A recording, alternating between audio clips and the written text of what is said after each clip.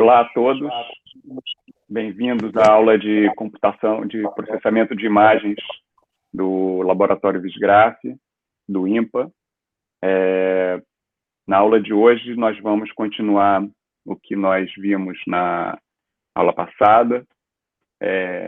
Pegando aqui a programação, nós vamos continuar a discussão sobre aprendizado a partir dos dados, essencialmente aprendizagem estatística. Vamos terminar de discutir todos os conceitos fundamentais ligados com a aprendizagem estatística, principalmente usando redes neurais para imagens e vídeo. E na próxima semana, a gente vai discutir os aspectos computacionais de implementar e fazer desenvolvimento usando as redes neurais. As aulas da próxima semana vão ser dadas pelo Daniel Yukimura, que é o assistente do curso e é muito experiente nessa área. Então, eu agora vou passar para a apresentação. Então, como eu falei, nós vamos discutir hoje, fechar essa parte de aprendizagem estatística, que é aprendizagem de máquina a partir dos dados, e nós vamos discutir Deep Learning. Deep Learning é aprendizado profundo, ou seja, aprendizado usando redes neurais em múltiplas camadas. Eu queria começar citando esse artigo, que é um artigo da revista Nature, de maio de 2015, que exatamente ele dá uma revisão completa de aprendizagem profunda. Os autores desse artigo são o Yann LeCun, que é o professor da NYU e um dos coordenadores do grupo de pesquisa Inteligência Artificial da Facebook, o Yosha Bengio, que é do Canadá, da Universidade de Montreal, e o Jeff Hinton, que é professor da Universidade de Toronto e também um dos pesquisadores principais da Google. Nota que a maioria deles, e como outros pesquisadores importantes nessa área, atualmente, eles trabalham tanto na academia quanto nas empresas. E isso é fundamental para o avanço da área. Essencialmente, o Yann LeCun, o Yosha Bengio e o Jeff Hinton são pioneiros que promulgaram e começaram essa nova onda dentro de inteligência artificial, que é o aprendizado com redes neurais profundas. Eles produziram os primeiros resultados significativos depois de muito tempo em que essa área, usando redes neurais, estava adormecida. E, por uma série de motivos, eles foram protagonistas nesse processo. E isso culminou com eles escrevendo esse artigo para a revista Nature, que, de uma certa maneira, mostra o ponto quando a área já estava madura e já estava com muitos resultados e tendo um impacto grande na comunidade científica e na sociedade geral. Por esse trabalho, anos depois, em 2018, eles foram agraciados com o Turing Award da CNN, que é como se fosse um prêmio Nobel nessa área de matemática aplicada e computação, né? Então, eu queria destacar aqui, né, desse artigo, o prefácio do artigo, que tem esse parágrafo, né? E desse parágrafo eu queria pegar essa primeira frase do parágrafo. Eu vou ler para vocês e eu queria destacar as coisas importantes, que é como eles começam o artigo, né? Essencialmente, eles dizem que o aprendizado profundo permite criar modelos computacionais que são compostos de múltiplas camadas de processamento para permitir aprender representações de dados com múltiplos níveis de abstração.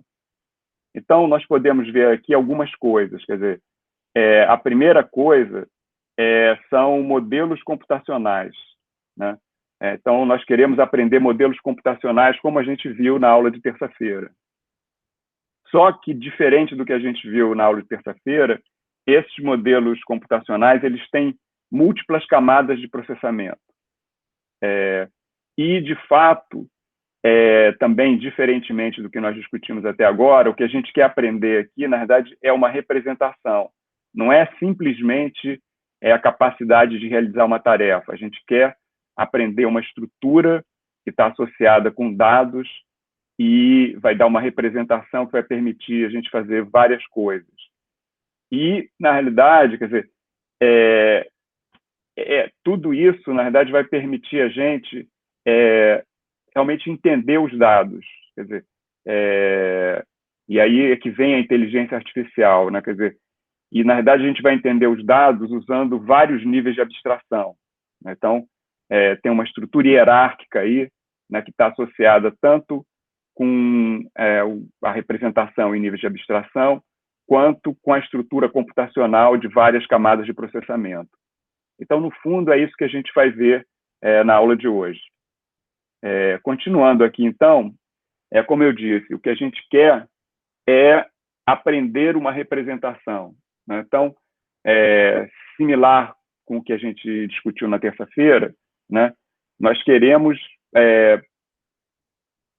idealizar um conjunto de métodos, né, que vai permitir à máquina automaticamente descobrir uma representação. Então, isso é uma coisa diferente do que a gente conversou na aula passada, porque a gente quer, assim, descobrir estrutura que estão nos dados para criar uma representação e fazer isso de uma maneira automática a partir do processo de aprendizado. E, similarmente, nós queremos fazer isso para realizar uma série de tarefas, né, como detecção, classificação e outras, como a gente viu na aula passada. Só que com um mecanismo diferente, que é o mecanismo das redes neurais profundas. Então, exatamente, os métodos de aprendizado profundo, eles vão permitir aprender a representação, mas é uma representação que tem múltiplos níveis. Exatamente, são abstrações em múltiplos níveis. E como a gente faz isso? A ideia é que você vai criar essas redes a partir de elementos simples, que são os building blocks, né? Então, são operações e elementos computacionais atômicos que são simples, mas não são lineares, são não lineares, porque os elementos lineares são insuficientes para fazer certos tipos de operação mais poderosas. Então, chegou-se à conclusão, né, no estudo de redes neurais, que o mais simples que funciona nesse caso, que é o adequado, são exatamente os elementos simples, mas não lineares, que é o que a gente vai ver aqui, que são a base composicional das redes neurais, né? São os elementos estruturantes, né, que compõem uma rede neural. Então, antes de entrar mais detalhadamente nas redes neurais, eu queria fazer uma contextualização do Deep Learning, né? Como eu falei, o Deep Learning é uma das áreas, né, das modalidades, né, da área grande de inteligência artificial. E essa contextualização aqui, de uma certa maneira, ela segue uma evolução histórica, né? Então, nós temos a grande área de inteligência artificial. Dentro da área de inteligência artificial, nós temos a área de aprendizagem de máquina ou aprendizagem estatística. E aí, especializando um pouco mais, nós temos a área de aprendizado de representações, que eu mencionei aqui. E, especializando mais ainda, nós temos o aprendizado profundo de representações, né? Então, para vocês verem exemplos aqui, né, um exemplo de aprendizagem, de técnica de inteligência artificial, né, para você poder realizar tarefas, é a chamada base de conhecimento, né? Então, nessas bases de conhecimento, você tem especialistas que transferem o seu conhecimento para a máquina, e aí você tem um sistema que é capaz de fazer coisas, realizar tarefas a partir desse conhecimento, né? Como a gente viu, né, em aprendizagem estatística, temos várias técnicas de, a partir dos dados, fazer inferências e descobrir a estrutura subjacente nos dados para poder realizar tarefas, né? E agora o que a gente vai ver na aula de hoje é que a gente não só quer realizar essas tarefas, mas aprender as representações, e para aprender essas representações você pode ter um aprendizado que seja raso, vamos dizer assim, né, que só aprende a representação, mas não tem essa estrutura hierárquica, ou um aprendizado profundo, que é uma coisa muito mais poderosa, que permitiu essa revolução que a gente está vivendo agora, né? Então, um exemplo de aprendizado de representação são os codificadores. Então, aqui eu dei o exemplo de um autocodificador raso, né? E o que a gente vai estar interessado aqui, na verdade, são estruturas de rede, né, profundas. Então, é esse exemplo aqui, que são os perceptrons com múltiplas camadas, né? Multiple layer perceptrons, né? Então, é isso que a gente vai estudar nessa aula de hoje. Então, o que a gente vai discutir aqui, na realidade, são as redes neurais totalmente conectadas, com várias camadas, e eu vou discutir também redes neurais recursivas e redes neurais que permitem você lidar com dados que são sequenciais, que é uma coisa importante para vídeo. Então, as redes neurais totalmente conectadas, elas, em princípio, trabalham com a estrutura básica, né, dessas redes, são para dados que não são sequenciais, são dados fixos, né, como uma imagem ou coisas assim, né? E as redes que são redes recursivas ou recorrentes, essas redes, elas são, a arquitetura delas é uma rede neural também com várias camadas, mas elas têm uma arquitetura para lidar com dados sequenciais, onde não tem um tamanho fixo, e são tipos de dados, por exemplo, ligados com linguagem natural ou com vídeo. Então, a gente vai ver os conceitos fundamentais dessas dois tipos de arquitetura aqui dentro das redes neurais, né? Então, para entender melhor essa evolução e chegar nas redes neurais, aqui a gente vê em detalhe como esses exemplos que eu mencionei antes, eles se comportam em termos da estrutura do sistema de aprendizagem, né? Do sistema algorítmico, né? Então, como eu tinha dito, né, os sistemas que são baseados, né, em simplesmente regras, né, que são sistemas com assim, knowledge, com base de conhecimento, né, você tem, né, um programa que ele foi projetado por especialistas e com linguagens especiais para a inteligência artificial, né, linguagens lógicas de inferência lógica.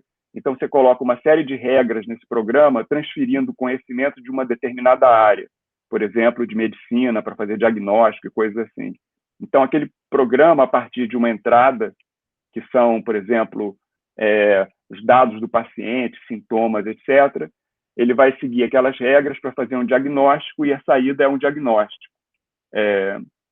Então, nota que aqui, nesse momento, quer dizer, ele não está aprendendo com os dados. Assim, ele está lidando com os dados, mas o aprendizado é feito a partir do conhecimento de especialista.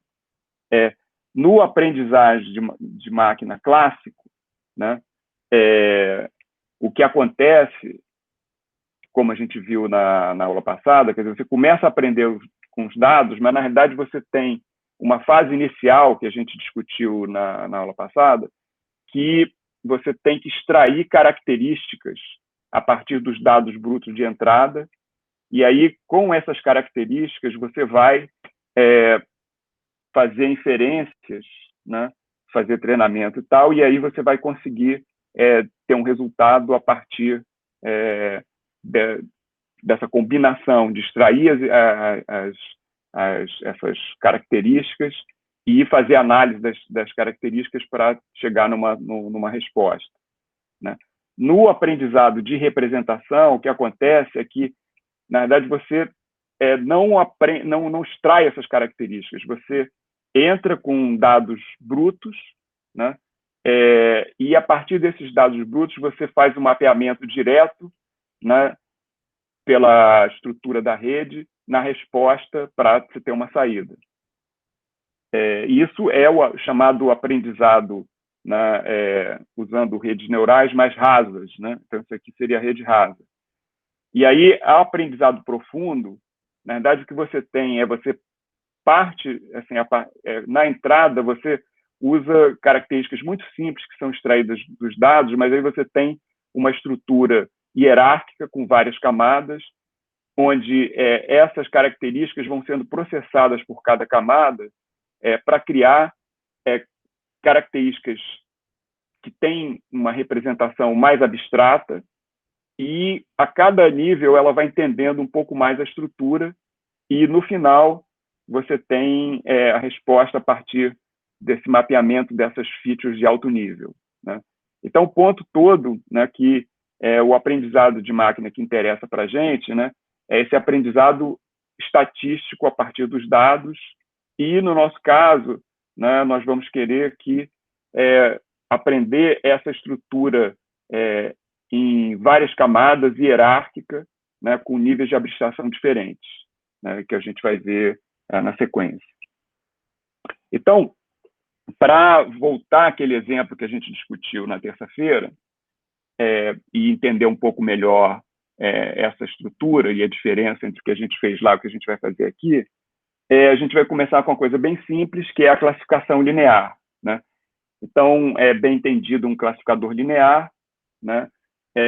E, essencialmente, o que a gente está querendo é uma função, né, que, dado um espaço e dado elementos desse espaço, a gente vai querer dizer, né, em que região do espaço esse elemento está. Quer dizer, essencialmente, a gente divide o espaço.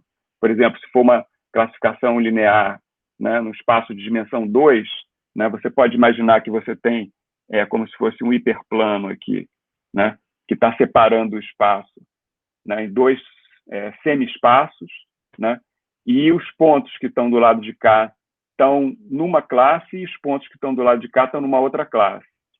E para você treinar esse classificador linear, quer dizer, você tem que achar, essencialmente, né, os coeficientes de uma função linear, que vai definir esse plano aqui, esse hiperplano, e ter uma função aqui que vai dizer qual é o lado do plano que um certo ponto, né, com coordenada x1, x2 está, né? Então, por exemplo, essa função pode medir a distância com sinal desse hiperplano. Então, esse ponto aqui tem uma certa distância que é positiva, por exemplo, né? E esse ponto aqui tem uma outra distância que é a mesma desse aqui, mas é negativa. Então, essa função vai dizer que o ponto com distância, os pontos com distância positiva são de uma classe e com distância negativa são de outra classe, né? Então, para aprender esse classificador linear, a gente vai fazer regressão, como a gente viu na aula passada, né, para achar qual é o melhor plano separador entre os conjuntos de dados de treinamento, né, que exatamente são esses pares aqui, né, xi e yi, né, e aí a gente vai achar esses coeficientes w, tá? Isso baseado numa função de perda, que exatamente é a função que vai dar, no sentido de mínimos quadrados, qual é a melhor posição, né, desse plano separador, né? E a gente viu também na aula passada que, em geral, né, é interessante você ter essa função de regularização, porque, além de você ter certos ruídos nos dados, dependendo da função que você está querendo estimar, né, tem aquela questão da capacidade, né, e normalmente a função de regularização ela vai dar uma solução melhor, né, no sentido de, dentro de todas as funções possíveis, a que mais vai se ajustar, a que mais bem vai se ajustar, né? Nota que no processo de treinamento aqui, né, nós temos, por exemplo, essa solução aqui, que para esses dados é uma solução correta, né? Mas se você for olhar assim, quer dizer, sem ter mais dados, você não sabe se ela realmente está representando uma classe maior de dados, de distribuição de dados no plano, né? Então, no caso aqui, essa solução que foi encontrada, que é ótima, ela mais ou menos está equidistante de todos os prontos e não tem assim nenhum ponto como esse aqui que está muito perto aqui do plano separador, esse aqui está muito perto do plano separador, né? Então, isso são coisas que você tem que levar em conta no treinamento e no desenho da função de perda para você ter a melhor resposta, né? Esse exemplo, obviamente, é um toy exemplo, um exemplo muito simples, para mostrar a estrutura da coisa, né, e mostrar que no treinamento que a gente quer é otimizar essa função que envolve a função de perda e a função de regularização baseada nos dados de treinamento, porque isso aqui é um aprendizado supervisionado, né? Só que se a gente quer aprender funções mais complexas, né, e fazer classificação não linear e outras coisas, nós precisamos de uma estrutura mais complexa, né? Então, em vez de complicar a função, nós vamos criar uma nova arquitetura. Então, essa nova arquitetura exatamente é baseada no perceptron, ou no neurônio, né? Então, é uma rede, né, em múltiplas camadas de neurônios. Então, o elemento atômico dessa nova estrutura da rede neural é, obviamente, o neurônio, e assim, a anatomia de um neurônio, como eu disse na introdução, na primeira semana do curso, né, essa teoria matemática ela foi inspirada no funcionamento do cérebro humano, daí o nome neurônio ou perceptron, né? Mas usando todas as coisas razoáveis de matemática para chegar numa coisa que é muito simples, mas que pode ser escalada a partir de composição, né? Então, assim, a gente tem, primeiro, uma base, que é uma base linear, então a gente tem essa combinação linear aqui dos dados de entrada, né? Então, os parâmetros aqui que a gente quer aprender são esses pesos W, né? Só que, se for só linear, a gente não vai conseguir resolver os problemas. Então, a gente tem uma função não linear que vai atuar em cima dessa combinação linear, que a base e pega as entradas e depois a gente vai gerar uma saída que é o resultado de aplicar essa função à combinação linear, né? A gente diz que essa função ela é chamada função de ativação, porque essencialmente é como se ela estivesse olhando os dados de entrada desse neurônio e o neurônio vai ativar ou não, dependendo se aqueles dados de entrada são importantes para ele, né? Então, ser importante significa que aquela combinação linear junto com os pesos, né, eles vão assim, refletir a importância da coisa, né? E aí, assim, aqui a gente tem graficamente o que seria essa parte da combinação linear, né? Você tem os dados de entrada aqui, x1, xn, tem os pesos que a gente quer aprender, w1, wn, e aqui dentro dessa bolinha aqui que a gente tem a saída y, aqui a gente tem, na verdade, essa função, que é a função de ativação, e é uma função não linear. E no caso, o exemplo que eu estou dando aqui é a função de ativação, que é a função de escolha para a maioria das redes neurais, que é essa função que é muito simples, mas é diferenciável, né? Que é o máximo entre 0 e o parâmetro de entrada, e ela é chamada de ReLU, que é Rectified Linear Unit. Então, unidade linear retificada, né? Exatamente, ela vai fazer ativação quando o dado passa a partir daqui, e para cá ela não tem ativação. E esses pesos vão regular como que ela vai fazer isso, né? Então, isso aí é o neurônio que é a base da rede neural. Só que para criar uma rede neural, nós temos que interconectar esses neurônios, né? Então, tipicamente, uma rede neural ela tem três partes. Ela tem uma parte que é a entrada, tem uma parte que é a saída e tem a parte do meio, né? Então, a parte de entrada, essencialmente, você tem os dados de entrada que vão ser passados para os neurônios, ser conectados nos vários neurônios internos, né? E a saída, todos os neurônios da última camada, né, vão para um nó de saída que vai dar a resposta, né? Obviamente, aqui tem uma única bolinha, mas essa saída pode ser uma coisa n-dimensional, né? E no meio aqui você vai ter várias camadas que são chamadas de camadas escondidas, né?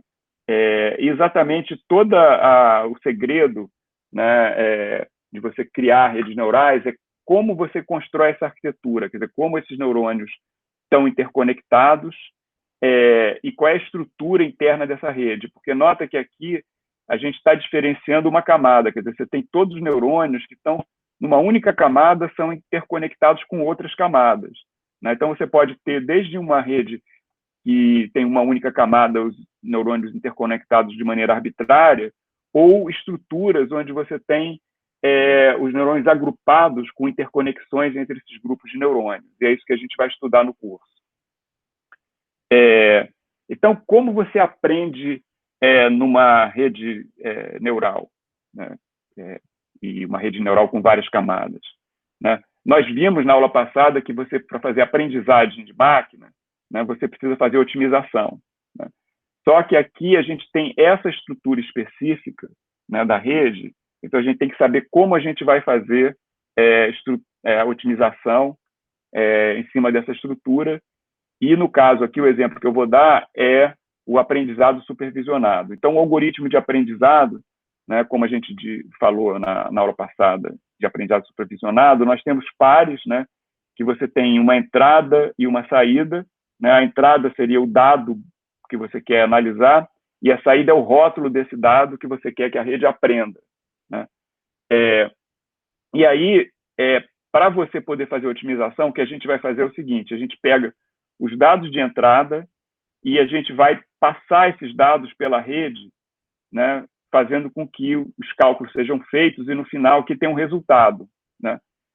Só que esse resultado aqui ele vai ser comparado com o dado de saída que foi usado no treinamento e a gente tem uma função de perda que vai dizer se a resposta da rede foi correta ou não, quão boa ela foi, né?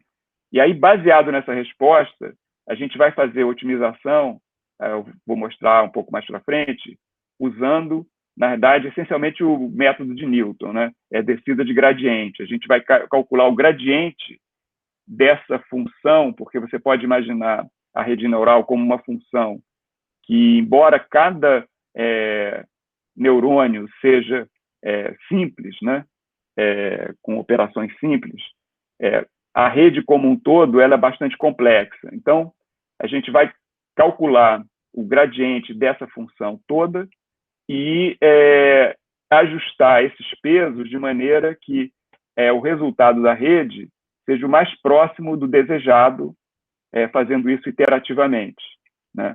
Então, isso aí é chamado, né, aprender usando backpropagation, né, que é essa propagação reversa, né, para ajustar os pesos, né, na medida que você vai voltando e pegando as derivadas parciais ao longo de todos os caminhos na rede. Então, nota que isso é uma coisa importante, porque, embora a rede como um todo seja bastante complexa, né, as operações locais são simples. Então, você consegue calcular as derivadas parciais, né, ao longo de cada caminho, né, e na medida que você está fazendo esse backpropagation, você está voltando, né, no cálculo ao longo da rede de trás para frente e vendo, né, assim, como que a sensibilidade daqueles pesos vai afetar o resultado baseado no gradiente. Então, pequenas variações, né, no peso vão dizer se vai melhorar ou não o resultado, e isso é dado pelo gradiente, né? Então, essencialmente, o gradiente vai dizer como ajustar os pesos, né? E isso é feito iterativamente até a rede aprender. Então, como eu falei, é um processo iterativo de gradientes descendentes, né, que é o método de Newton. Aqui, voltando, mostrando também dimensão 2, né, você supõe que os parâmetros são simplesmente dois pesos, né, o W1 e W2. Você tem uma função de perda, né, no caso aqui, imagina, por exemplo, uma função quadrática, né, um erro médio quadrático, né? Então, essa função, na verdade, ela é muito simples, né? Tem um único ótimo local, um único mínimo local, né? Então, você começa, na verdade, com uma certa configuração dos pesos, e na hora que você vai rodando a rede e analisando o gradiente a partir dos dados que foram tratados, né, você vai vendo qual é a direção do gradiente ali, você vai dando passos, ajustando os pesos, e até chegar num ponto onde essa função de erro ela é zero, né, ou muito perto de zero, e aí com isso você aprendeu, né? Então, isso parece fácil, mas tem uma porção de detalhes técnicos, e parece fácil porque o exemplo é um toy exemplo, o exemplo mais simples possível. Na prática, tem uma série de coisas que a gente tem que fazer, que já são conhecidas e que eu queria falar aqui para vocês. A primeira é que a gente viu, né, que a cada momento aqui a gente tem que dar um passo ao longo do gradiente, na direção do gradiente. Na verdade, como está minimizando, é a direção contrária ao gradiente, né? O contrário da derivada aqui. Só que o tamanho desse passo é um parâmetro que a gente tem que decidir. E o que acontece para cada tamanho de parâmetro, supondo que esse parâmetro é um passo constante, né? O parâmetro é chamado, o parâmetro de aprendizagem baseado nesse do gradiente, ele é chamado de learning rate, né, que é a taxa de aprendizado, porque cada passinho que você dá, você está aprendendo um pouco, né, até chegar num ponto que você já aprendeu, né? Então, é a taxa que você está aprendendo a sua função, né, usando otimização, né? Então, se você pega um passo que ele é muito curto, né, você quase que está andando continuamente assim ao longo daquela, vamos dizer assim, porque você pode imaginar aqui, vou voltar aqui, né, você pode imaginar que essa função é como se fosse uma função de altura, né, que aqui o valor, a grossura, a espessura dessas linhas é como se fosse o valor da função, né? Então, aqui o valor é alto, porque o erro é alto, aqui o valor é zero, porque o erro é baixo. Então, isso aqui é como se fosse, né, uma função convexa que está diminuindo, né? Então, assim, à medida que você vai andando ao longo do gradiente, você está andando nessas curvas, descendo ali, né, em inglês downhill, né, descendo a colina até chegar no vale, né? E se o passo ele é muito curto, você está andando bem devagarinho, e tem um problema que, para um certo número fixo de passos, pode ser que você não consiga chegar no ótimo, porque demora muito para chegar, né? Por outro lado, se você pega, né, um passo muito grande, o que pode acontecer é que você está pulando de um lado para o outro aqui, e quando você faz isso, o processo começa a oscilar, né? Ele pode até chegar nesse ótimo, mas não é garantido, né? E vai demorar, né? Ou ele pode até divergir, né? Então, escolher o passo de aprendizagem é muito importante, né? Em geral, você escolhe um passo pequeno, mas você não sabe quanto pequeno é esse passo, né? Então, por exemplo, aqui você tem um passo pequeno que você chega, né, no ótimo, né, num tempo razoável. Mas o ponto é que você não sabe qual é esse passo aqui, né? Então, isso é um parâmetro, na verdade, é um outro hiperparâmetro que você vai usar durante o treinamento, né, como a gente falou na aula passada. Então, para resolver isso, o que se usa é a taxa de aprendizagem adaptativa. E isso, assim, teoricamente, tem uma explicação muito grande, né? é que exatamente essas oscilações elas acontecem quando você está perto do ótimo, né? Então, normalmente, se você começa com um passo grande e vai diminuindo o passo, você não tem esse problema. Então, os algoritmos adaptativos eles têm uma sequência, né, de regimes, né, em que você começa com a taxa de aprendizado maior e vai diminuindo à medida que o tempo vai passando. E tem várias maneiras de fazer isso, aqui são exemplos diferentes, né? Cada coisa dessas é um exemplo de método adaptativo de learning rate, né? Mas, em geral, todos funcionam, né? Uns melhores que os outros, né? Você pode ir continuamente em patamares, etc. Mas nota que, né, quando aqui você tem um learning rate constante, né, com 15 passos, e você vê que a função ela começa a oscilar e aqui começa já a divergir, né? E aqui, como você tem o learning rate adaptativo, a função chega logo no mínimo e fica aqui e depois ela está constante, né? Então, é muito importante usar essa taxa de aprendizagem adaptativa. Além disso, né, tem um outro problema, é que, em geral, essas funções, né, de perda, elas têm não só os mínimos locais e globais, mas elas têm esses platôs aqui, onde o gradiente da função é praticamente zero, e aí você não consegue andar aqui porque você vai olhar a direção do gradiente, primeiro, numericamente não é bem determinado, e segundo, você vai andar muito pouco ali, né? Então você fica preso ali naquele platô, né? Então, para isso, você tem um método que usa, na verdade, aprendizado com momentum, né? Então, essencialmente, você considera que esse processo tem uma inércia, né?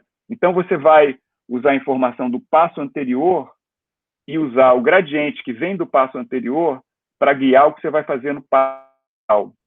E aí, com isso, na hora que você chega nessa região, você ainda tem gradientes significativos e permite você andar aqui rápido e passar por aqui e chegar no mínimo, no caso aqui, o mínimo global, né? Então, a ideia é que você pode combinar o aprendizado adaptativo com o aprendizado com momento, e isso, na verdade, são os métodos clássicos, né, de aprendizagem, usam esse esquema, né, para machine learning, né? Agora, eu queria dar uma parada e falar um pouco, né, desse problema de otimização, porque a otimização para machine learning ela é um pouco diferente da otimização clássica, né? Porque a otimização clássica ela estuda o problema de otimização num contexto matemático geral, né? E a grande questão, né, de otimização assim, teórica, né, você tem, né, quando o problema, né, você está fazendo otimização convexa, você garante que você chega no ótimo global, né? Quando a otimização não é convexa, né, você tem o problema de ter mínimos locais e você tem o problema de como lidar com esses mínimos locais. Então, você tem tanto uma questão teórica quanto uma questão prática de ter algoritmos que vão fazer você sair desses mínimos locais para poder chegar no mínimo global, que você, na verdade, como você não conhece a função, né, completamente, né, porque essas funções que você está otimizando são complicadas, por isso que você faz isso de maneira interativa, né, você, às vezes, não tem a certeza que você está chegando no ótimo global, né? E exatamente a questão toda, né, como eu falei, quando o problema não é convexo, você tem o problema de mínimos locais, né, e você tem o problema de pontos de Sela e também esses pontos que eu falei, essas regiões que são platôs, né? Acontece que, em geral, os problemas que são usados na prática, eles são de dimensão baixa ou média, né? Mas os problemas que são atacados e analisados em aprendizagem de máquina, na realidade, são problemas de dimensão muito alta, né? Então, aqui, nesse slide do Yoshua Bengio, ele diz que em redes neurais reais, né, você tem funções de centenas de milhares de variáveis. Então, é uma dimensão muito alta, né? Então, como você tem essas dimensões muito altas, acontece uma coisa teórica que foi verificada na prática, e não tem assim um teorema sobre isso, mas tem uma porção de assim, análises, principalmente probabilísticas, né, em várias áreas da matemática sobre esse tipo de questão, né, que nesses espaços de dimensão muito alta, né, os mínimos locais eles são bastante próximos dos mínimos globais, porque a dimensão do espaço é muito alta, então é não intuitivo, mas acontece que os caminhos ali eles chegam numa região que é próximo de uma região de mínimo, né? Você tem um que é o mínimo global, mas outros ali vão ter um valor parecido. Nota que isso não precisa ser exatamente na mesma região do espaço em termos de distância, mas em termos do valor da função, tá? Então, de uma certa maneira, uma coisa importante, né, uma boa notícia para a gente é que a gente não precisa, a priori, lidar com esse problema de não convexidade na otimização para fazer o aprendizado. Eu vou voltar a falar isso mais para frente no curso, no contexto de redes de convolução. Agora, outra questão importante da gente entender e estudar é que, como esse processo de otimização é um processo iterativo, né, a gente tem que calcular o gradiente que depende dos dados, né? Então, a cada passo, a gente vai pegar os dados, calcular o gradiente, ver qual é a direção, ver o tamanho do passo e dar um passo e repetir isso. Então, aqui a gente tem um exemplo, né, que a gente tem a função de perda, né, tem o gradiente, né, e tem os conjuntos de dados aqui, que seria, em princípio, todos os dados do nosso conjunto de dados. A gente quer otimizar, né, o nosso parâmetro aqui, e está calculando o gradiente dessa função. E aí, isso tem um custo muito grande de fazer cada passo de descida do gradiente, porque o custo, obviamente, aqui é da ordem do número de dados que a gente tem no nosso conjunto de dados. Então, fica muito lento se a gente usar o método ingênuo, né? Principalmente como a gente tem bancos de dados muito grandes. Então, computacionalmente, não é eficiente fazer isso. Então, a gente precisa de um método eficiente para lidar com grandes conjuntos de dados. E isso foi uma das revoluções do aprendizagem de máquina, que é esse algoritmo do gradiente descendente estocástico, que é um exemplo de um algoritmo probabilístico, né, que funciona muito bem e dá muita eficiência, né? Então, uma das áreas da ciência da computação, né, é exatamente essa área de algoritmos probabilísticos, e são muito poderosos, né, e esse é um exemplo deles, né? Então, essencialmente, o que a gente faz, né? O algoritmo de gradiente descendente estocástico ele vai escolher um subconjunto muito menor do que o conjunto de entrada, né, esse M', né? E aí, desse conjunto, ele vai aleatoriamente pegar alguns elementos, né, e criar o que a gente chama de mini-batch, né? Então, esse mini-batch é o que vai ser usado para calcular o gradiente. Então, você calcula o gradiente com um conjunto de dados bem pequeno, e aí você dá um passo como se você estivesse usando todos os dados. E você repete isso, né, com outros mini-batches que são aleatoriamente escolhidos dentro do conjunto de dados grande que você tem. Então, isso é como se você estivesse, em termos probabilísticos, trabalhando com todos os dados ao mesmo tempo, mas você está trabalhando a cada momento com um subconjunto de dados muito pequeno, então é bastante eficiente. Então, isso é o algoritmo que é usado para fazer otimização para redes neurais. Tá? Então, voltando ao que a gente falou na aula de terça-feira, né, a metodologia você tem os dados, né, você separa os dados no conjunto de treinamento, né, num conjunto de teste, num conjunto de validação. E aí, para fazer o treinamento, você vai usar o gradiente descendente, né, estocástico, com todas essas técnicas que a gente discutiu, para achar os pesos, né, da rede neural, que são os pesos associados a cada neurônio, né, daquelas combinações lineares, né? E aí, para testar, a gente vai comparar isso com os dados de treinamento para ver se aquela nossa rede tem capacidade de generalização, né? Que a partir de dados diferentes desses de treinamento, né, ela vai conseguir generalizar. Então, aqui você vê, né, você tem aqui uma letra A, né, numa certa cor, apontando para cima. Aqui tem uma letra A de uma outra cor apontando para baixo. Se ele conseguir dizer que as duas são letra A, então ele conseguiu generalizar muito bem, né? E a gente ainda tem esse conjunto de validação que vai permitir a gente testar os hiperparâmetros da nossa arquitetura, né? E aí chegar num ponto bom que a gente vai ter exatamente a capacidade correta e todas aquelas coisas que a gente discutiu na aula passada, tá ok?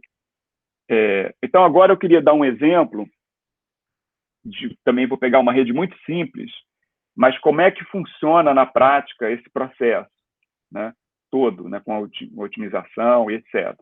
Né? Então, aqui a gente está pegando um exemplo que seria, na verdade, de classificação. Você quer classificar os dados em duas classes, e aqui, supondo que os dados que você quer classificar, na verdade, eles estão assim, em duas regiões. Você tem essa região aqui de baixo e essa região de cima.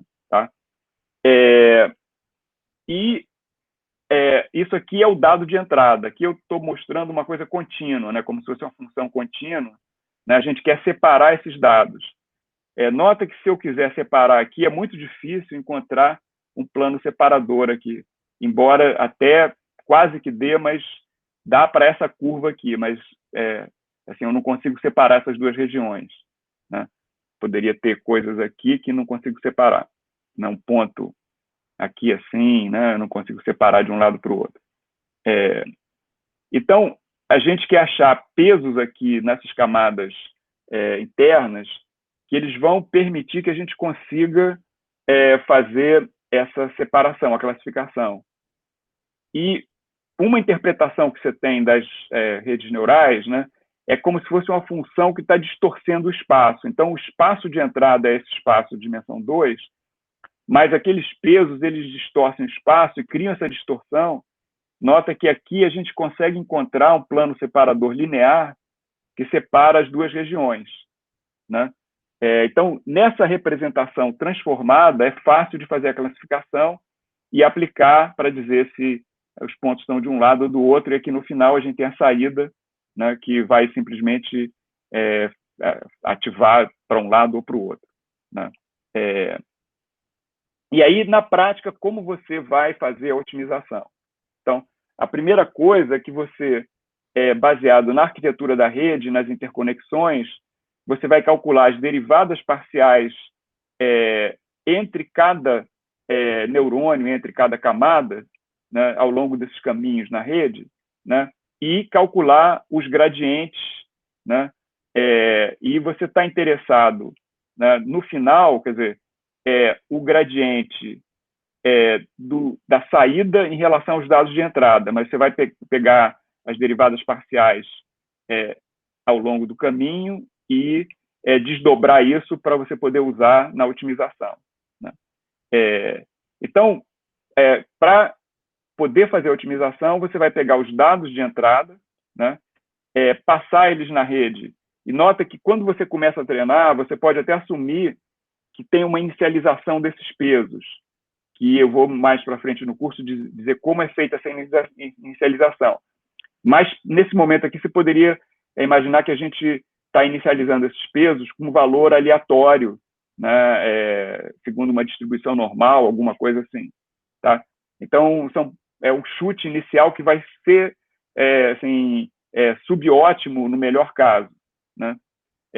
Então, a gente vai rodar isso, né, passando os dados aqui, né, até chegar no final e ter o que foi a inferência daquela rede baseada naqueles pesos para os dados de entrada. Só que a gente tem, né, os rótulos, né? Quer dizer, a gente tem os XI aqui e tem o YI, né?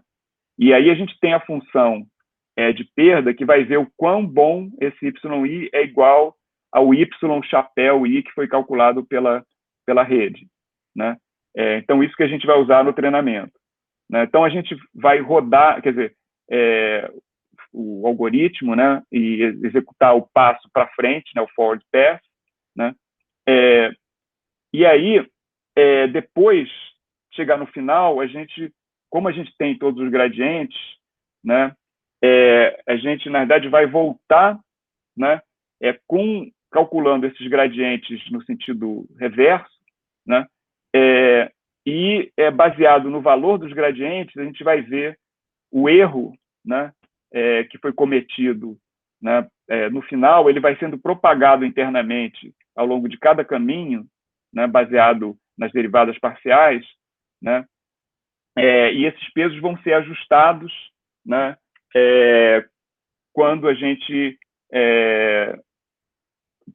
segundo passo que a gente vai usar, né, do gradiente, né? Então, à medida que a gente vai voltando aqui, a gente vai assim, calculando pesos melhores para ser usada na próxima vez que a gente for fazer um passo seguinte do método de descida do gradiente, né? Então, isso aí é um resumo, né, de como funciona a rede, né, para a otimização. E, assim, eu mostrei aqui, deixa eu voltar. Eu aqui mostrei uma rede que ela é muito simples, né, que tem somente uma camada escondida, né, e, de fato, as redes reais elas têm várias camadas, né, são redes neurais profundas, né, e é interessante, para analisar isso, né, imaginar que você tem dois conceitos aqui.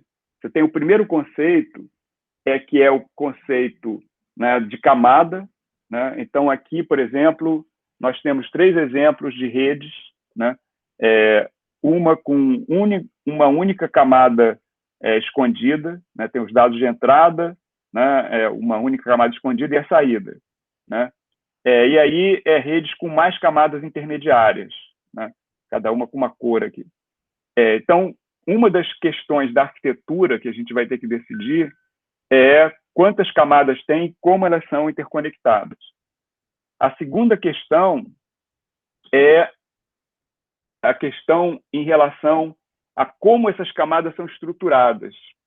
Então, aí você tem a questão que você pode pensar assim, que a camada, tanto a camada de entrada como essas camadas intermediárias, elas têm um certo número de elementos, né, que são os dados de entrada ou os neurônios que estão naquela camada. Então, se você tem muitos dados de entrada e muitos neurônios intermediários, a gente diz que essa rede ela é uma rede larga, né? Por outro lado, se você tem uma rede com múltiplas camadas, você diz que é uma rede profunda, né? E esses elementos aí, esses conceitos, dependendo da arquitetura da rede, você vai querer que a gente vai ver isso ao longo do curso, né, que a rede começa com uma certa largura e vai mudando a largura e a profundidade ela está ligada com isso, etc. Então, tem uma série de coisas que você pode fazer aí, né, que assim, são cruciais, né, para a pesquisa toda nessa área, né? Então, continuando, eu queria agora mostrar assim, concretamente um exemplo concreto de uma rede neural funcionando. Isso aqui, na verdade, é uma página que a Google, né, colocou na internet, que é o chamado TensorFlow Playground, que ele tem uma rede que é calculada no browser, né? Então, aqui eu vou passar para o browser, e mostrar essa rede, né? Então, aqui, né, tá vendo que ele está falando aqui, ó, é uma rede neural de verdade que está rodando no seu browser, não se preocupe, né? Ele não vai quebrar nada aqui, eles prometem, né? Então, quando você clica aqui nesse botãozinho, né, de Run, ele vai rodar a inferência, né?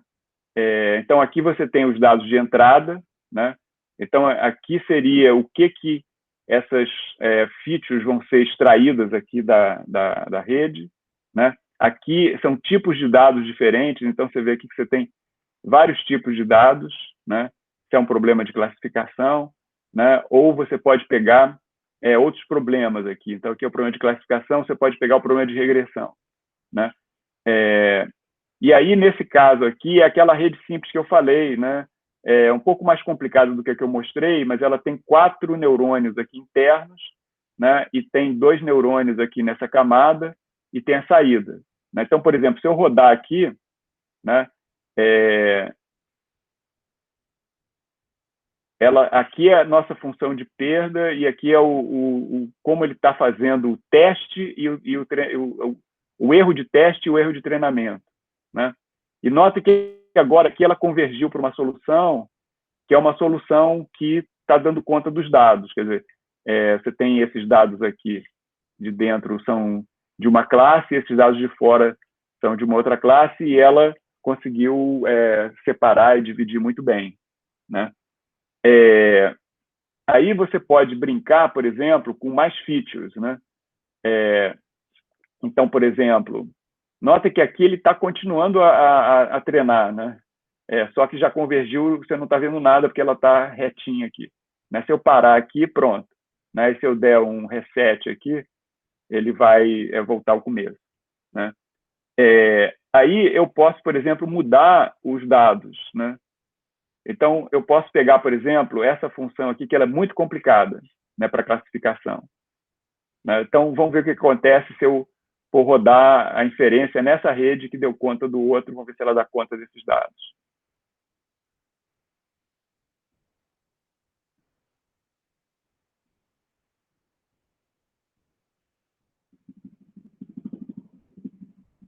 Você vê que o erro de treinamento e o erro de teste, né? Primeiro, eles são quase iguais, mas não dá conta de nada, e aqui agora eles estão começando a divergir, né?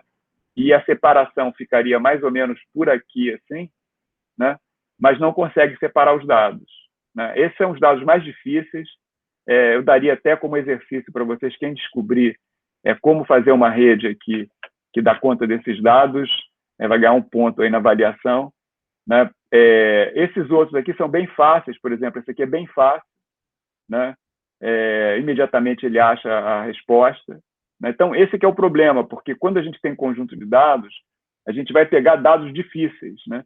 E a gente tem que, na verdade, encontrar todos esses parâmetros. Então, aqui, por exemplo, é o learning rate, né?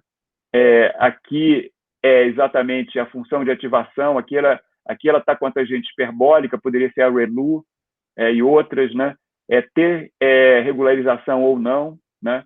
Aí, se você tiver regularização, você vai ter qual é a taxa de regularização, o coeficiente ali da regularização, né? E aí, aqui você pode, por exemplo, aumentar o número de camadas, né? Por exemplo, aqui eu tirei uma camada, né? Aqui eu voltei para 2, posso botar para 3, posso botar quantas camadas eu quiser e aumentar o número de neurônios em cada camada. Então, isso que eu estava falando de largura e profundidade. Quer dizer, na hora que eu vou tirando, né, essas camadas, eu vou diminuindo a profundidade. Na hora que eu vou colocando mais neurônios, né, em cada camada, eu estou aumentando a largura, né? Então, assim, eu poderia, né, você vê que aqui tem uma estrutura que começa com mais neurônios no começo e vai diminuindo até chegar no final. Eu poderia até fazer o contrário. Aí, será que isso funciona? Será que não funciona? Eu poderia assim, colocar mais features, né? Então, aqui eu estou só com 2 features, né, que é razoável, porque o dado é dimensão 2. Mas eu poderia pegar outras features, por exemplo, aqui eu estou pegando o quadrado da o primeiro elemento, né, do vetor, né? Aqui, pegando o quadrado do segundo elemento, do x2, né? Aqui eu estou pegando o x1 vezes o x2. Aqui é o seno de x1, né? Aqui é o seno de x2. Então, assim, cada coisa dessas é um feature, né, que vem dos dados e que vai dar um dado, uma entrada aqui nessa camada, né? Então, por exemplo, eu simplesmente fui acrescentando tudo isso sem me preocupar muito. Então, o que acontece se eu rodar aqui, né? Você vê que assim, ela está conseguindo achar uma solução, mas, obviamente, dá para ver que essa rede tem uma capacidade muito maior do que a gente precisa, em princípio, baseado nesses dados, né? E se, por outro lado, por exemplo, pegar aqui, né, e pegar uma taxa de aprendizado de 10, o que vai acontecer, né? Aí nota que ele não está conseguindo fazer nada aqui, né? Porque a taxa de aprendizado é muito grande, né? Então, assim, eu vou parar por aqui, porque daria para a gente ficar o resto da aula aqui brincando, né? Você pode regerar os dados, mudar aqui, por exemplo, aqui tem o batch size, né? Que é o tamanho do conjunto do batch que você vai usar. Você pode colocar ruído, né? Nos dados, né? Você pode, na verdade, mudar a proporção entre os dados de treinamento e os dados de teste. Então, eu recomendo que vocês, depois da aula, entrem nessa página e experimentem para ter um feeling, né, de como que funciona a rede neural, né? E tudo isso que a gente discutiu aqui até agora, tá ok? Então, em conclusão, né, as redes neurais profundas, né, elas resolvem muito bem esse problema de aprendizagem, né? Foi um avanço muito grande na área de inteligência artificial, e isso é devido a 3 fatores, né? Primeiro, quando você trabalha com mais dados, né, você consegue fazer aprendizagem estatística melhor, né? Segundo, com essa arquitetura de redes neurais, principalmente redes neurais profundas, né, com modelos grandes, você tem uma capacidade de representação muito grande, né? Mas para poder lidar com tudo isso, você precisa ter um poder computacional, né? Então, juntando esses 3 fatores que ocorreram recentemente, né, de maneira relativa, né, isso provocou uma revolução na área de inteligência artificial. Foi exatamente como eu comecei a aula de hoje falando desse artigo, né, de revisão que foi publicado na Nature, né, pelo Yann LeCun, o Yosha Bengio e o Jeff Hinton, né? Então, na prática, o que a gente trabalha hoje são com conjuntos de dados muito grandes, né? Tem muita pesquisa nessa área, essa área está avançando muito rápido, e os equipamentos, né, estão, na verdade, já no ponto que estão sendo desenvolvidos novos equipamentos computacionais especializados para você fazer aprendizagem de máquina com redes neurais, né? Então, por exemplo, a maioria dos smartphones tem um system in a chip, né, que o processador voltado para fazer, entre outras coisas, inferência, né, usando redes neurais, né? Por outro lado, empresas como a Google, ela desenhou processadores, que são as TPUs, que vocês vão conhecer em breve, o Daniel vai falar, que são só para fazer processamento de redes neurais, tanto para treinamento quanto inferência, né? Então, eu não vou falar muito mais de hardware aqui, mas só para terminar, a NVIDIA ela tem linhas, né, de arquiteturas que são especializadas para tanto machine learning, né, como lidar com mídias, né, a parte gráfica e vídeo, e a gente, de uma certa maneira, vai juntar esses resultados todos aqui para o tipo de trabalho e pesquisa que a gente vai fazer aqui no curso. Então, como eu falei, né, os grandes avanços nessa área, eles vêm dessas companhias de tecnologia que estão pesquisando as novas estruturas de rede e aplicações ligadas com isso, e essas companhias de equipamento, né, que estão desenvolvendo os processadores né, para poder trabalhar com essas novas redes nesse contexto de aplicação, né? E é um mercado muito grande, que você imaginar que praticamente todos os smartphones do mundo, né, não são todos, mas uma grande parte, né, estão se beneficiando dessas mudanças de software e hardware, né? Então, agora eu queria passar para a segunda parte da aula e falar de uma coisa que a gente falou no começo da aula, que é exatamente essa questão de aprender representações e, na verdade, aprender representações que têm múltiplas camadas, né, vários níveis de abstração, né, e que assim, vão lidar com o aprendizado de uma maneira que a gente realmente vai conhecer os dados e assim, entender, né, os dados para as aplicações que interessam, né? Então, no fundo, como eu falei no final da aula passada, o que a gente quer fazer é aprender a estrutura subjacente dos dados. Então, essencialmente, os dados, como a gente disse hoje no começo da aula, eles normalmente estão num espaço de dimensão muito alta, né? Porque não tem nenhuma estrutura, você simplesmente tem aqueles dados. Imagina, por exemplo, uma imagem, né? Se você for imaginar que a dimensão da imagem é o número de pixels da imagem, né, vezes 3 canais, né, isso aí seria a dimensão da imagem. Então, você imagina qual é a dimensão de uma imagem de 10 por 10, qual é a dimensão de uma imagem de 100 por 100, de uma imagem de resolução HD TV, né, que é 1000 por 1000 e tanto, quase 2000 por 1000, né? Então, é uma dimensão muito alta, só que não tem estrutura nenhuma, né? E esse espaço de dimensão muito alta, quer dizer, ele, se for imaginar, por exemplo, todas as possíveis imagens de combinações de valores de pixel, né? Obviamente, algumas imagens não fazem o menor sentido e outras fazem sentido. Então, se você for imaginar, como a gente falou no começo do curso, imagens de, por exemplo, um ambiente externo, né? Imagens de um ambiente interno, imagens de um objeto. Então, essas imagens têm uma estrutura, né, que a gente pode querer aprender para poder trabalhar com elas, né? E essa estrutura, na verdade, você pode imaginar que é um subespaço, né, dentro desse espaço de dimensão muito alta.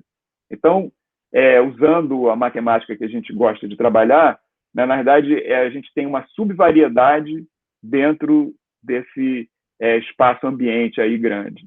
Então, para dar um exemplo aqui, nós temos, né, por exemplo, e até para introduzir essa questão, né, de dados sequenciais e estruturas mais sofisticadas, por exemplo, como estruturas gramaticais, imagina que os seus dados são palavras, né? Então, você tem um número grande de palavras, você tem alguma maneira de codificar essas palavras, mas você não sabe em que espaço eles estão vivendo, né?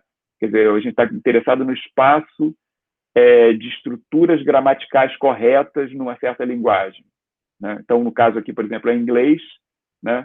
E a estrutura gramatical da língua inglesa. Então, a gente quer aprender essa subvariedade. Então, o que a gente vai querer fazer é criar um espaço de mergulho, né, vetorial, né, que aqui a gente está falando que a gente quer fazer um embedding, né, num espaço vetorial, né? E esse espaço de embedding, ele pode ter dimensão muito alta, mas é uma dimensão menor do que os dados brutos, né? Então, aqui, por exemplo, você pode ter um embedding space de dimensão 100, dimensão 1000 ou maior, né?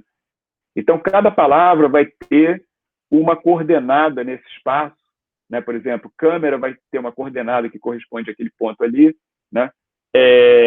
E Paris vai ter uma outra coordenada que corresponde a outro ponto, né? Então, a coordenada numérica, né? E o que a gente quer achar é essa função, né, de embedding, né? A função de mergulho, que essencialmente vai mapear a palavra para uma coordenada nesse espaço. E como você vai aprender esse embedding, né? para aprender esse embedding, a gente vai querer aprender uma função de embedding, que, dada a palavra, ela vai te dar as coordenadas, né? E, para isso, você vai usar a estrutura gramatical da linguagem, né? Então, a predição, né, e o treinamento ele é baseado em n-grams, né, que são estruturas gramaticais com certo número de elementos. Então, aqui a gente está pegando um 5-gram, né, uma estrutura gramatical com 5 elementos, né? E, para treinar, o que você faz é você dar esse n-gram, né, como dado, e como rótulo você diz que se ele está correto ou não. Então, se você for olhar aqui embaixo, você vai ver, né, você tem essa frase, né, o gato sentou no tapete, né? Então, essa frase é uma frase correta, gramaticalmente, ela tem o valor 1. Né? Mas se eu disser, o gato sentou, música, tapete, isso não faz sentido, e não é uma estrutura gramatical correta, tem o valor 0. Então, você vai treinar baseado nisso. Né? Então, o que você tem que treinar são esses pesos, né, dessa função que, essencialmente, vão capturar essa estrutura. Né? Então, você tem várias dessas n-grams, né, rotuladas, e você vai achar esses pesos para cada palavra. Né? No caso, gato vai ter um peso, você vê ali, né, as coordenadas do gato é 0,2, menos 0,4, 0,7, né? E aí, com isso, você consegue achar um embedding, né, para cada palavra, né, usando essas estruturas gramaticais. Né? Então, aqui eu estou mostrando, na verdade, é um resultado que é real, né, de rodar um algoritmo, né, de aprendizagem de máquina, que é o Word2Vec, né, que é exatamente palavra para o vetor. Né? E aí, se você olhar em detalhe aqui, né, você vê que palavras que têm um significado parecido, elas têm coordenadas muito próximas. Né? Então, por exemplo, escola, escolas, né? Sociedade, companhia, companhias são próximas. Né?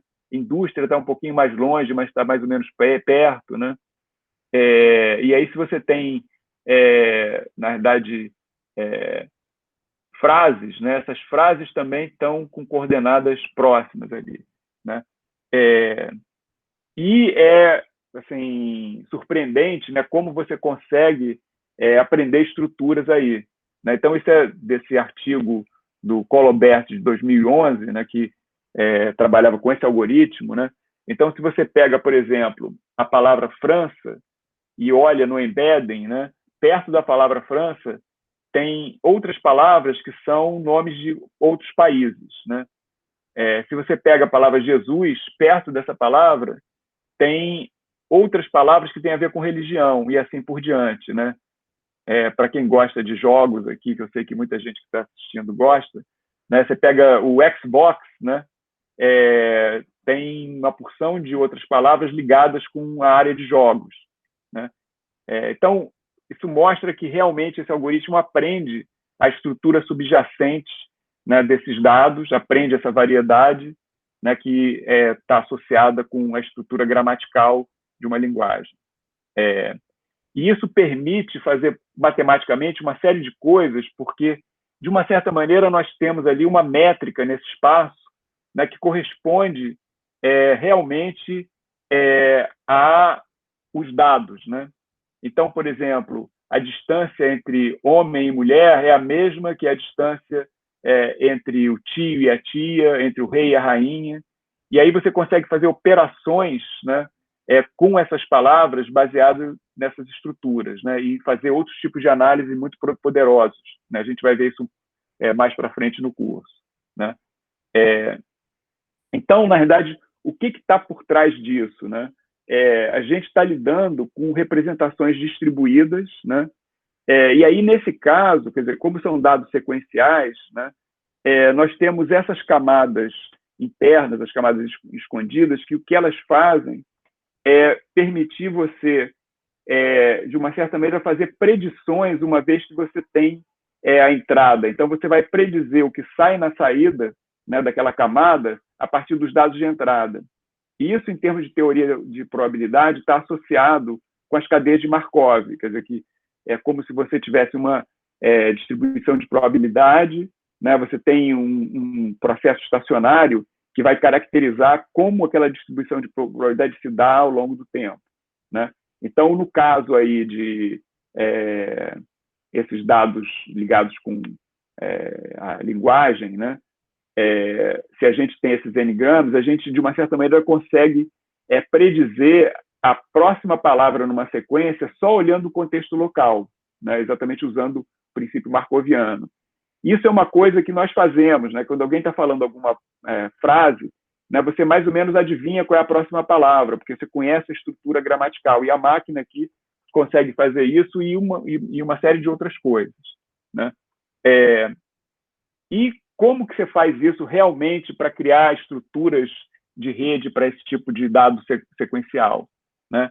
A gente assume que você tem exatamente essa estrutura de codificação, decodificação, né? Que você calcula esses pesos, os pesos eles vão te dar uma representação e, dependendo de como você estrutura essa rede, essa estrutura ela é reversível, né? Quer dizer, significa que a partir da representação você pode reconstruir e adivinhar o que viria depois. Então, aqui você tem, né, o codificador que vai analisar a entrada, vai dar um código, e esse tem um decodificador que vai reconstruir aquele código, né?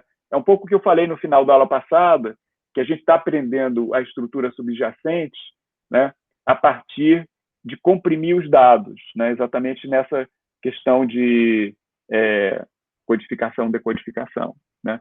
E aí você tem, dentro dessa filosofia, você tem a estrutura de redes neurais recursivas, onde você vai acoplando esses módulos de associação, né, representados aqui, né, de maneira hierárquica, né, e você consegue assim, ter uma estrutura hierárquica que vai aprender estruturas mais complexas, né, com sequências grandes e coisas assim, né? Então, isso aí são as redes neurais recursivas, que tem esse tipo de estrutura.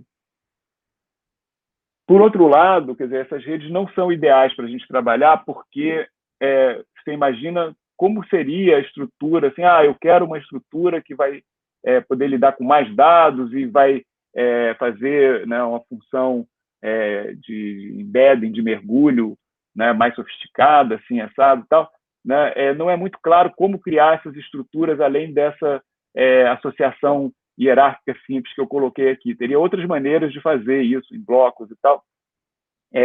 Então, a maneira que é usada na prática, né, aqui, por exemplo, né, eu estava mostrando, né, quer dizer, você conseguir chegar, né, na codificação. E aí você tem a parte da decodificação.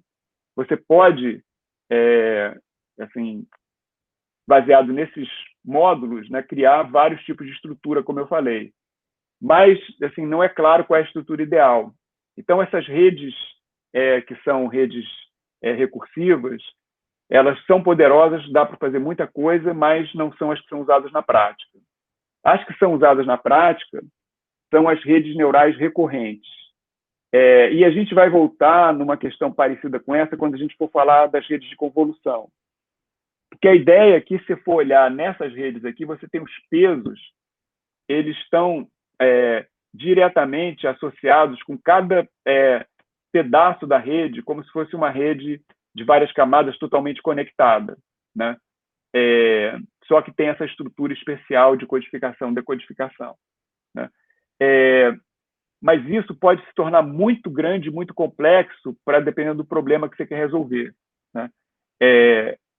E, na prática, como você tem dados que são dados sequenciais e você não sabe o tamanho do dado, você tem que ter um jeito de poder lidar com dados de comprimento arbitrário, né? Sequências de comprimento arbitrário. E aí, para isso, nós temos as redes neurais recorrentes. Qual é a ideia das redes neurais recorrentes? Você tem, essencialmente, né, no caso, né, uma sequência, no caso do nosso exemplo, pode ser uma sequência de palavras, né? E aí você vai ter uma rede que, dada uma das palavras, né, ela vai ser processada, você tem um certo conjunto de pesos ali, e vai dar uma saída, né? Só que esses pesos, na saída da rede, ela vai voltar e entrar de novo. Então, você pode, na realidade, para cada elemento da entrada, considerar que ele é um estágio nessa recorrência, né? Então, você pode, vamos dizer assim, desenrolar a rede e se fosse assim, uma vez que você tem uma sequência de entrada de um certo tamanho, você poderia ou usar a rede recorrente, como está do lado esquerdo, né? Ou usar essa rede desenrolada, como está do lado direito, né? Que é a mesma coisa, quer dizer, significa que a saída de um estágio vai ser a entrada do estágio seguinte, né? Então, você tem uma saída em cima, né? E tem uma realimentação, né? Uma recorrência que vai para o próximo estágio. E isso é muito em consonância exatamente com toda essa teoria, né, de cadeias de Markov e tal. Quer dizer, que você tem, na verdade, esse processo estacionário, né, que é caracterizado localmente por esses pesos, né, que são os mesmos, mas eles vão sendo assim, transladados ao longo da sequência, né, ou ao longo do tempo, se fosse uma sequência temporal, né? Então, o dado atual, a decisão atual, ela depende só do passado recente, né? Isso funciona muito bem para a maioria dos casos, mas tem alguns problemas em machine learning para dados sequenciais que isso não é suficiente, que você precisa conhecer e caracterizar o que aconteceu num momento de um passado mais distante, né? E aí você muda um pouco essa arquitetura aqui, né, das redes recorrentes simples, né, para uma rede que é exatamente a rede que é usada na prática, que é a rede que é chamada LSTM, né? Então, essa LSTM ela tem uma memória curta e uma memória longa, né? A rede recorrente só tem uma memória curta, porque aqueles pesos vão passando de um estágio para o outro, né? Mas a rede LSTM ela tem um jeito de esquecer certas coisas e lembrar certas coisas. E com isso, ela vai propagando algumas informações para o futuro que elas acham que são importantes, né? E vai esquecendo algumas coisas que não são importantes. Eu depois vou falar com mais detalhes sobre isso, eu não quero me deter muito, mas só para dar essa assim, intuição, né, de que a gente tem um processo, que é um processo marcoviano, mas aqui, nesse caso, é um processo marcoviano estendido, porque a gente tem um contexto local, né, e tem, né, essa propriedade de um processo, né, estocástico estacionário, né, mas a gente tem um pouco mais do que isso, né? Então, a gente tem quase estacionalidade e tem assim, essa questão de você poder aumentar e diminuir o que você está considerando para fazer essa avaliação, né? Então, isso seria o que é usado na prática para esse tipo de dado. Bom, dados sequenciais e que vai ser usado para vídeo.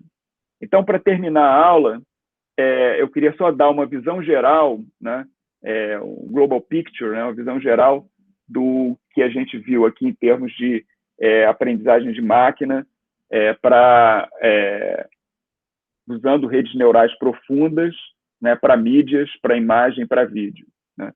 Então, se for olhar aqui, a gente tem assim, os tipos de rede, né, nesse diagrama que está dividido, né, assim, na direção horizontal, nós temos assim, uma separação entre o aprendizado supervisionado e aprendizado não supervisionado, né?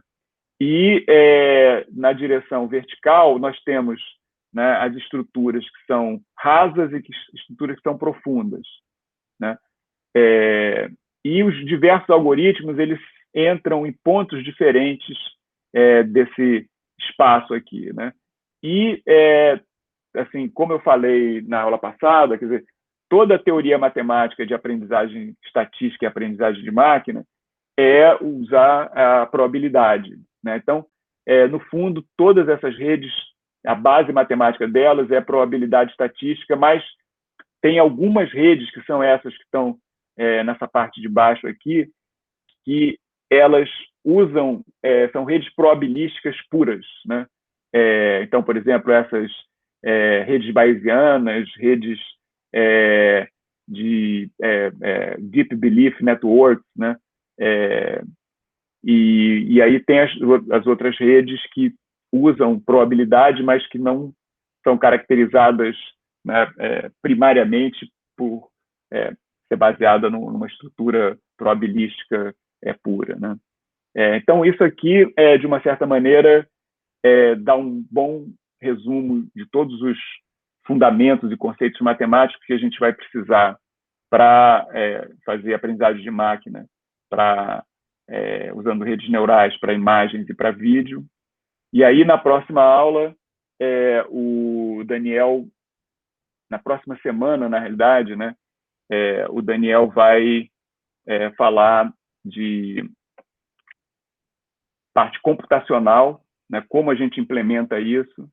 Então, princípio, na terça-feira ele vai falar sobre PyTorch, em geral, e já falando algumas coisas de imagem, e na quinta já vai falar como trabalhar com vídeo, né? Então, com isso, eu agradeço a vocês e desejo um bom fim de semana. A gente se encontra na próxima semana. Obrigado.